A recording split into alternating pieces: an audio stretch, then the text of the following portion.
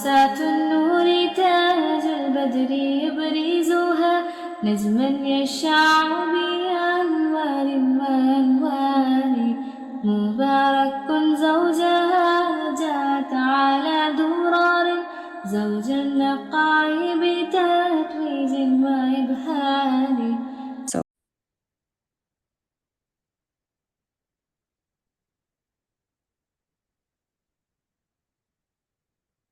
Assalamu alaikum, everyone. I really welcome you all. Alhamdulillah, today we are here in the series Raising Quran Loving Kids, and these are proven strategies for the age group 0 to 24 years. And this is the Surah Al Ma'un, the acts of kindness. Revealed in Makkah. It's a Makkah surah that is revealed in Makkah. And the surah number is 107. It's our episode number 2. And the beauty about this surah, we have gained a little info, I would say, in our previous session. And the first episode that we had, we went through a couple of activities. Today's session is going to give you a little more deeper insight, or some more information, deeper information about what happens to the intentions of a person if it is not for Allah and for any other worldly gain. So it's all about intentions. So let's go deeper into the meanings of Al-Ma'un and help children understand the deeper meaning behind Surah Al-Ma'un, that is the acts of kindness. أعوذ بالله من الشيطان الرجيم بسم الله الرحمن الرحيم. In the name of Allah, the most gracious, the most merciful. May Allah help me in this task to provide you strategies that you can help with your children, whether you are a teacher in a classroom or a parent at home. My prayer today is to make your task easy. It is not easy to connect children to Quran. I know, and I know why it is, and you know why it is. We have to say Auzu billahi minash shaitanir rajim, and then start whenever we are connecting the children to Quran. It's hard because shaitan is making it hard for us, especially when we are trying to apply the Quran teachings in our daily life and trying to be a role model for our children. It is hard, but Allah can make the task easy. Allah can keep you in His protection. We just need to make dua, and we need to have purity of intention, sincerity, why we are doing this.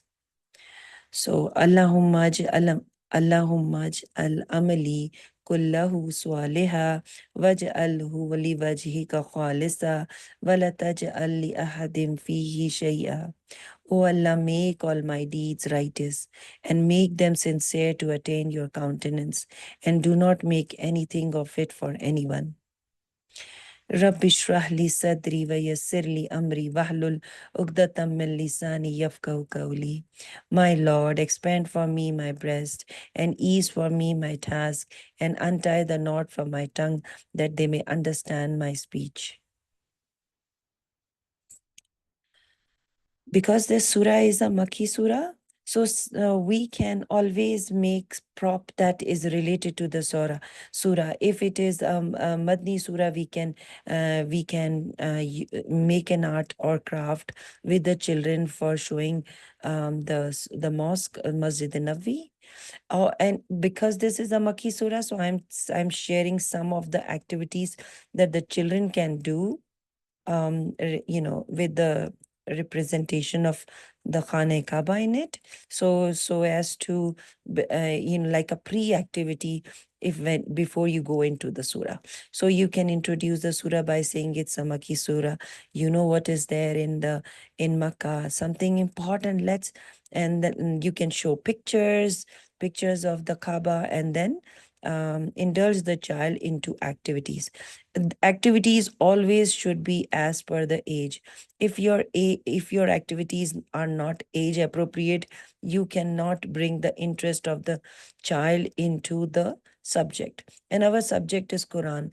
We have to think, we really have to think about the activity. We have to plan them. We have to see whether the child is going to take interest or not, understanding the characteristics of the child in different age group, because we know that the child loves movement, and the child also has sensitive period for tiny objects. So we can do this beading in the pipe. You can see these are pipeliners. These are available in the stationery shop or dollar store if you want to. And then the beads are also available, the pipe cleaners, and you can fold them. Let the child make shapes. He's in sensitive period for developing his senses, so he's learning through shapes, colors. So you can make this Khane Kaaba. It's a very interesting one. You can see that the pipe cleaner one, this one, and it has got a string also, and then the beads are there. So a lot, the child would love to do the threading exercise here. Also helps in the eye and hand coordination of the child. The second one, the 6 to 12, is a 3D art Khane Kaaba. It is you can cut out a cube. You can make a cube with a cardboard, and then use a printed paper, paste a printed paper on either a box or the cardboard that you're preparing as a 3D cube. And then on that cube, you can paste the printed paper and then help the child color it.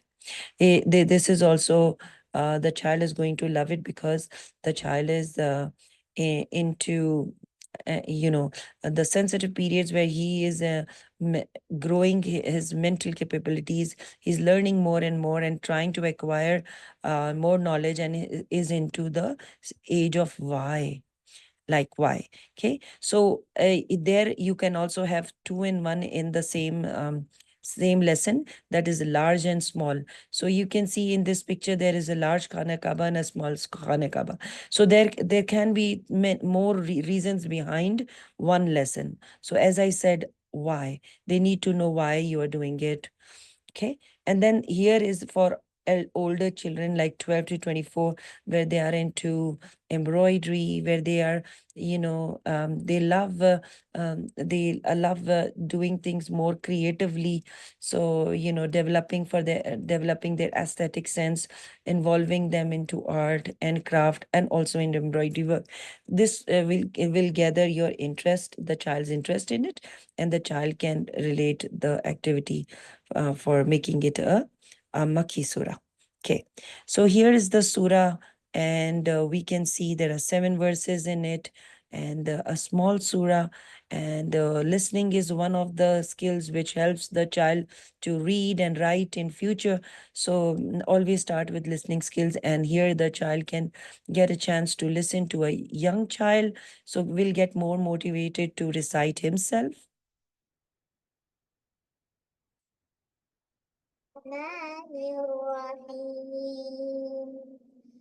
أرأيت الذي يكذب بالدين فذلك الذي يدع اليتيم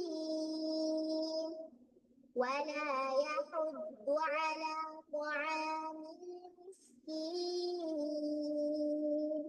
فويل للمصلين الذين هم صلاتهم ساهون الذين هم راءون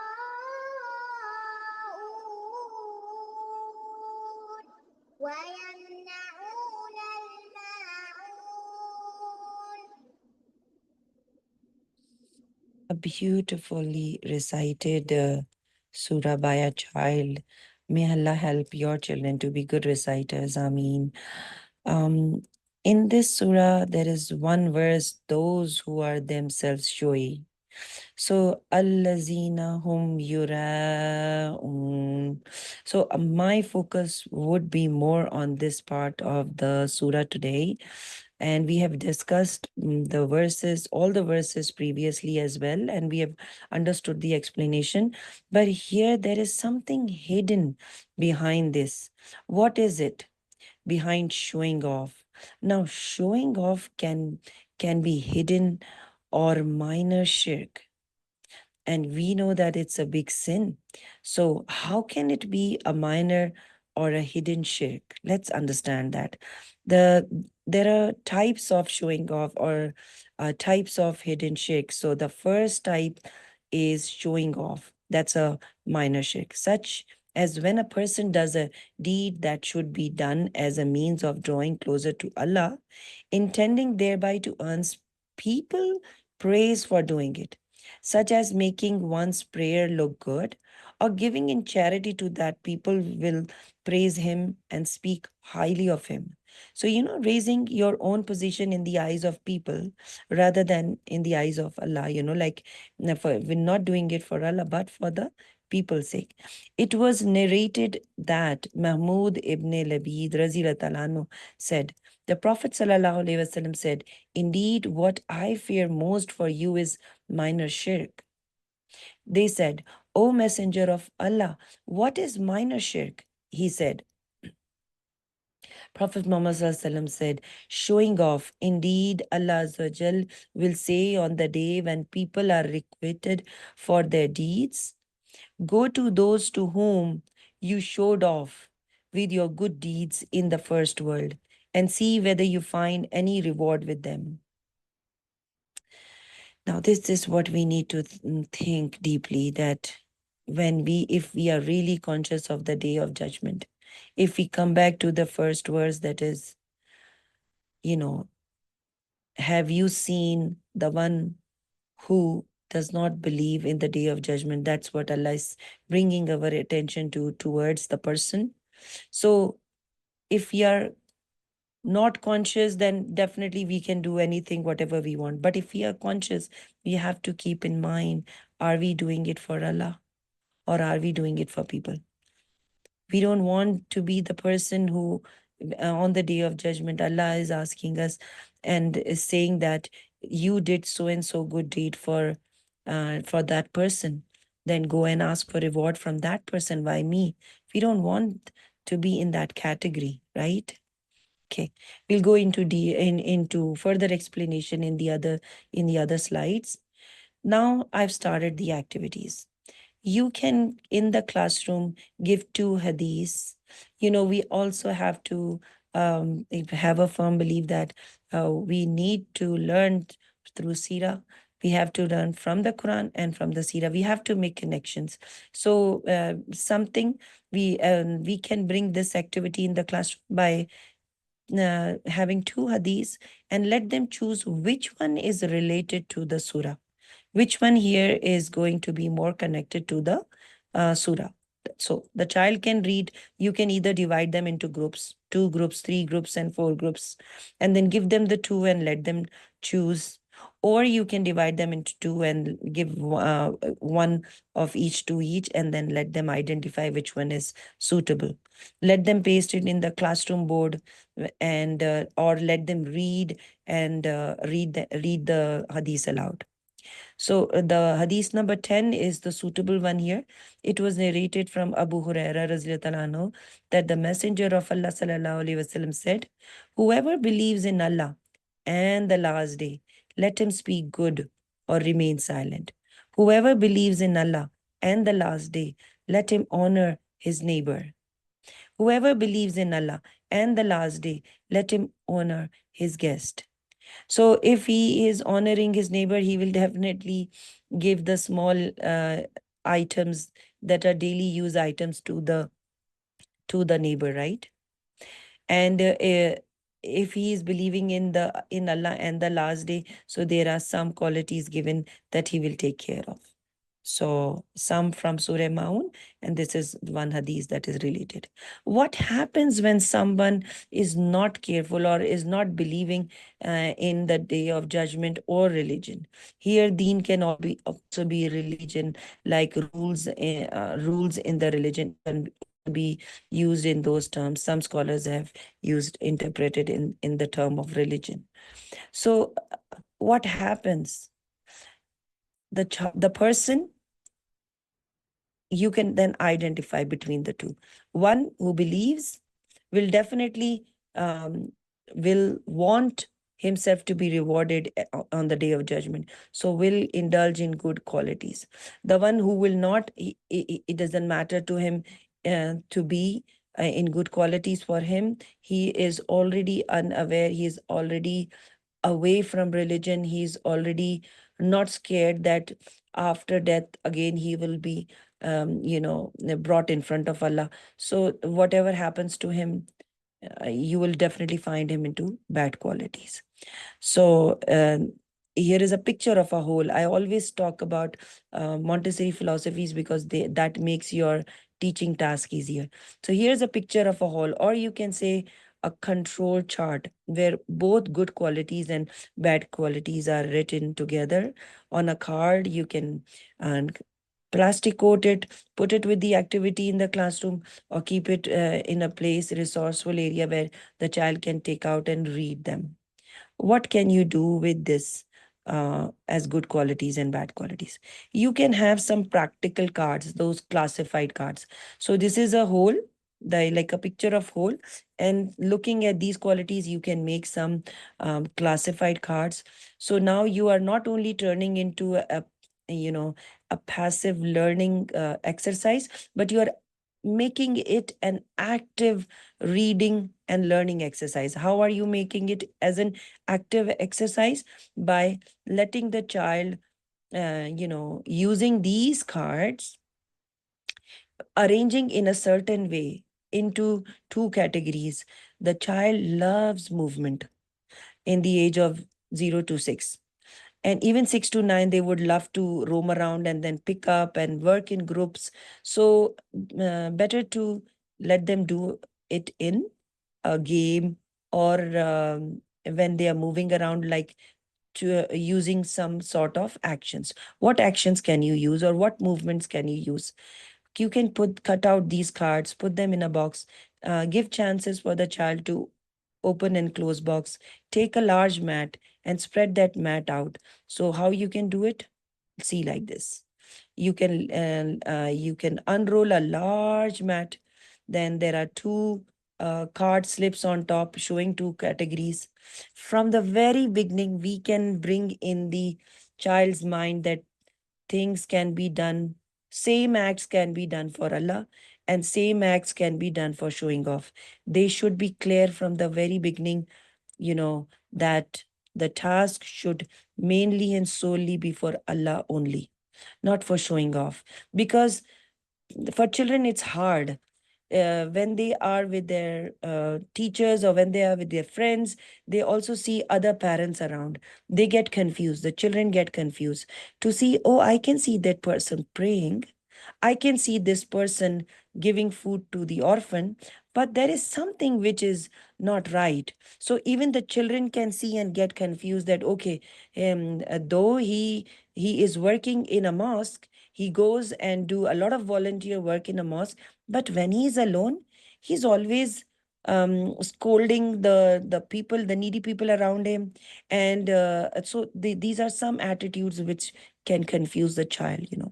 So that's why we have to talk from the very beginning about, yes, you can see people who are dressed as Muslims, but might not be acting or doing good deeds for the sake of Allah. We have to be careful. We are not one of them. So from very beginning, you are putting this in the child's mind, and you know that the child is in absorbent mind time period between 0 to 6. He absorbs whatever he sees.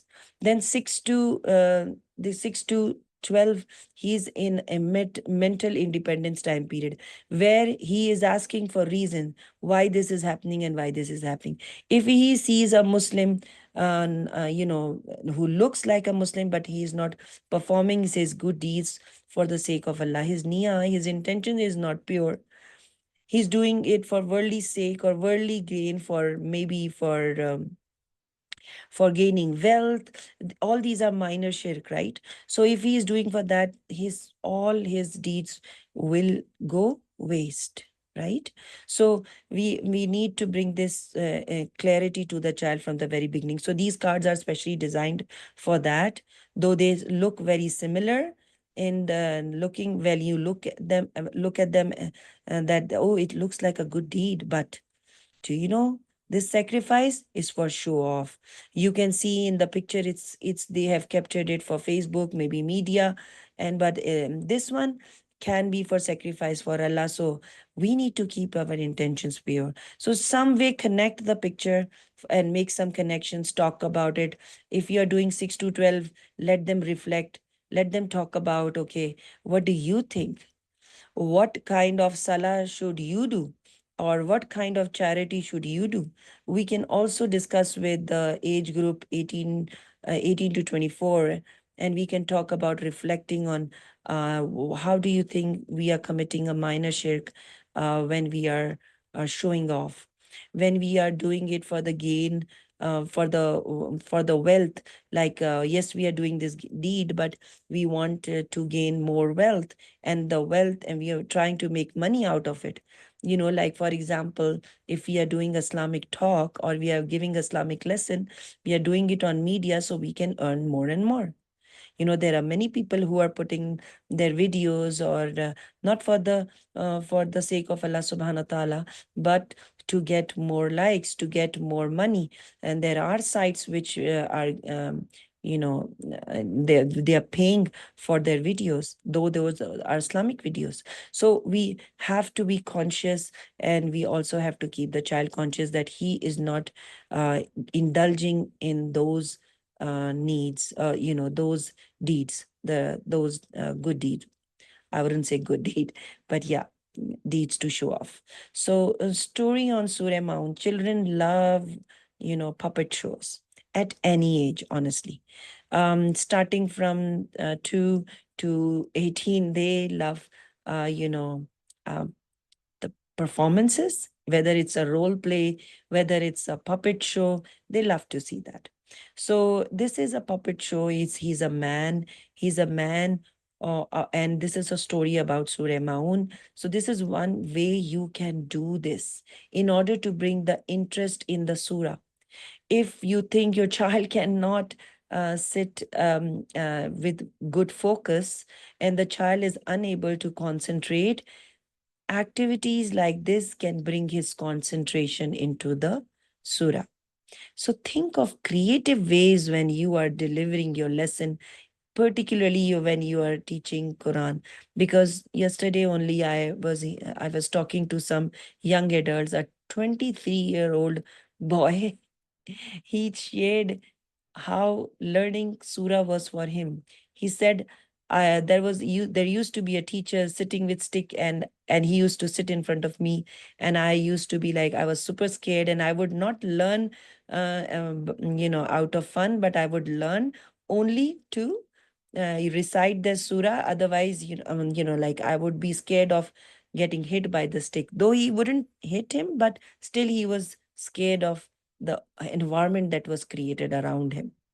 you know that was the feeling of that 20-year-old boy. And like, and then we started to talk about Surah Maun. We reflected on Surah Maun. He shared his view on yes, why people do no, for show off, whether they are really, really cautious or conscious of doing deeds for Allah's sake, and are they really conscious that the day of judgment will come. We had a very good discussion, and we also connected Surah Kahf with Surah Maun, like how Quran is a book without any deviations, and it is clear, that tells you clearly about how the people will be rewarded.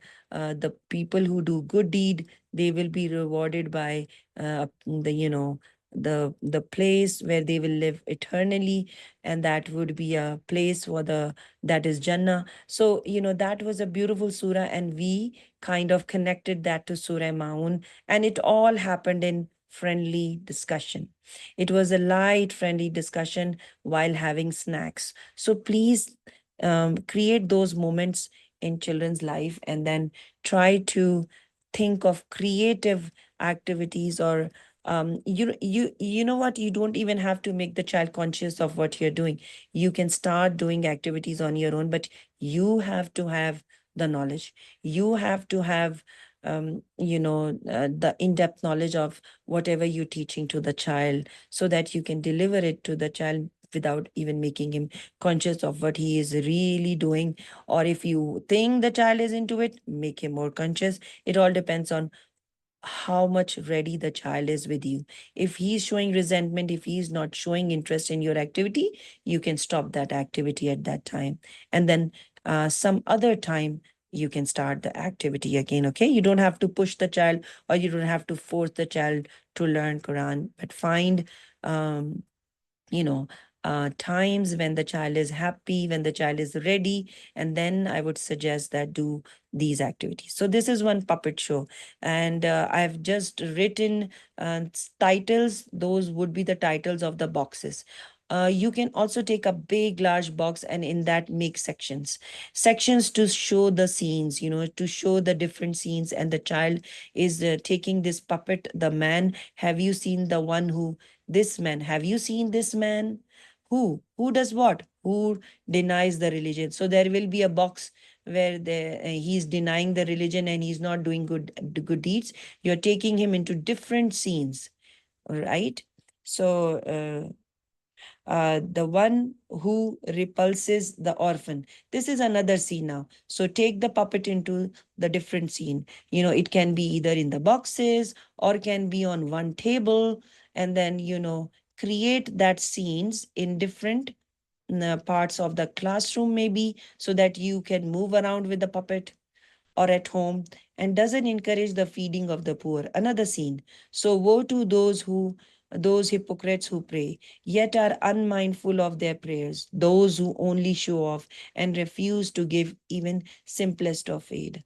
So, and you can make it even more creative like this. So this is the different boxes or the different tables in the classroom, and there are objects kept on those tables, where you can take the child and take this puppet man, and then move it around and let the child guess the verse. The verses can be cut out, the verses can be in the form of cards and kept on another table, and the child can pick up the verse that is related to the scene where you are showing the puppet.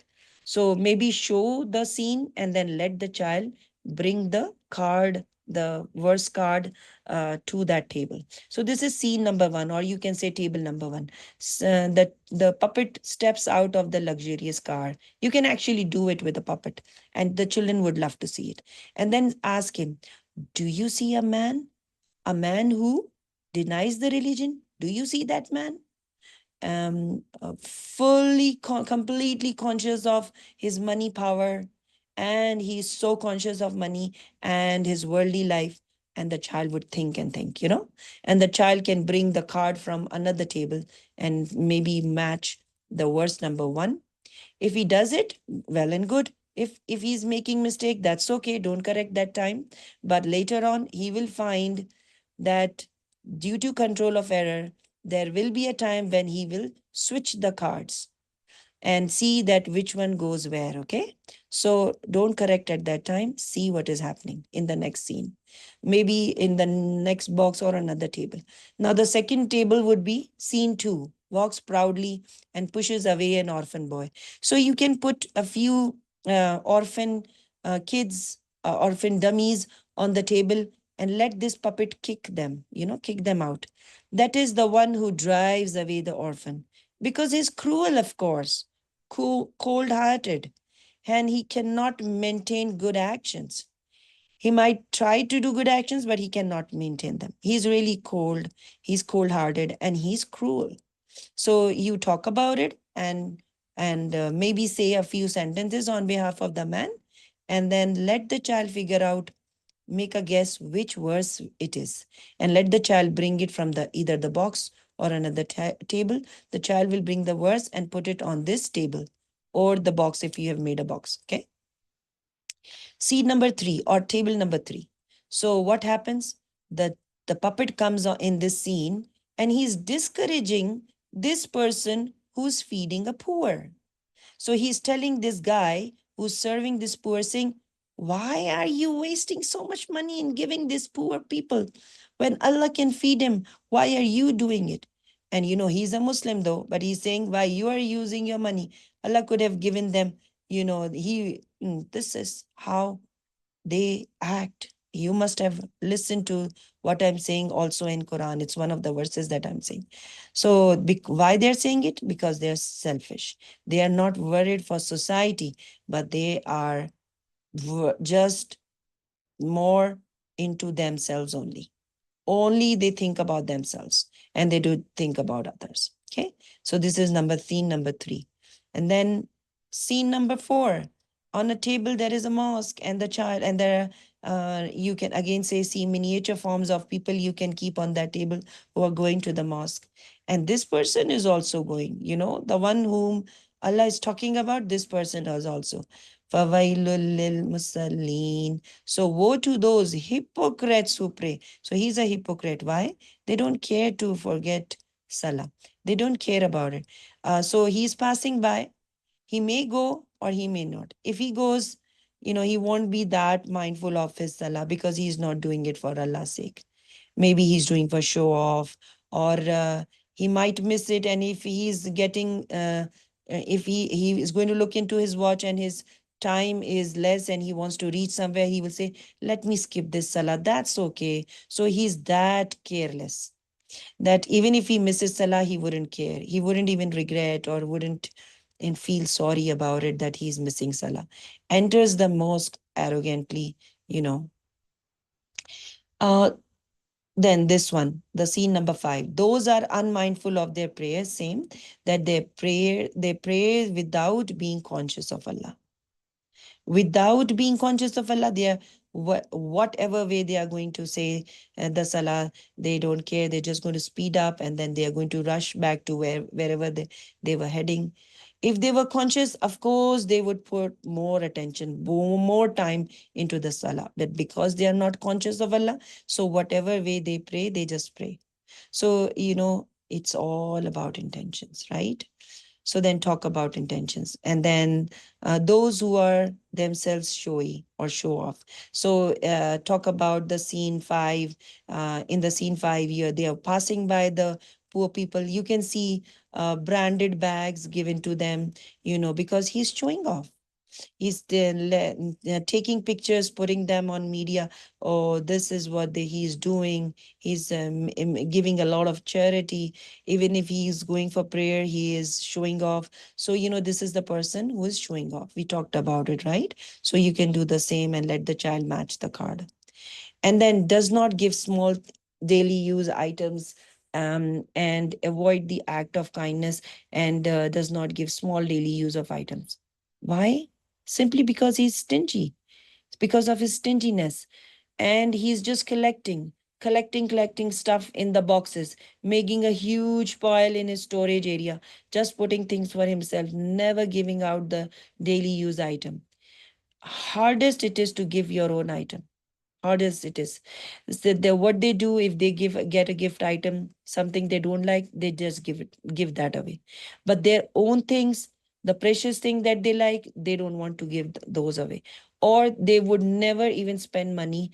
Even if they are spending money, they're going to show somebody oh, I'm giving this much, and then they would give. So it's all about intention. And then in this scene 5, we can talk about it. Maybe keep some small boxes on the table with small little stuff in it.